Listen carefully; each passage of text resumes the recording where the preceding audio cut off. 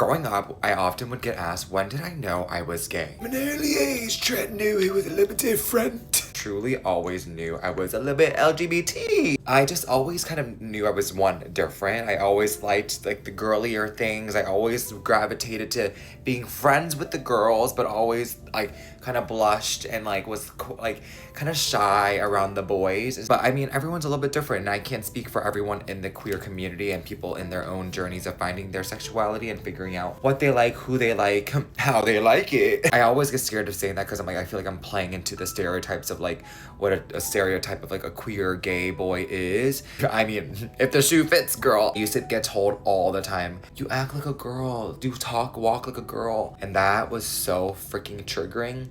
But now I'm like, period.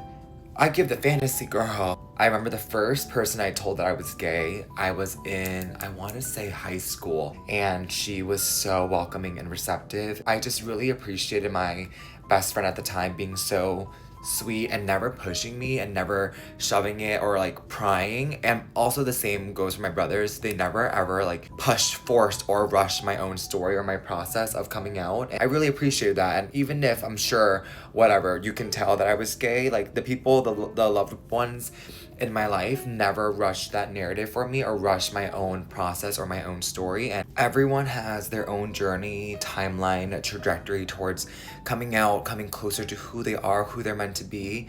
And you know, I know how layered being that your sexuality can be, and all the more especially if you come from an ethnic background or maybe you come from immigrant parents. I so get how layered and complicated that is, but the through line here is it's your own journey, your own story, your own path, your own timeline. Don't let anybody rush that for you. Don't let anything pressure you. And there also is no perfect timing at all either. So continue to allow yourself to step in, explore in your own path and your own right, because you deserve that space and deserve that time as well.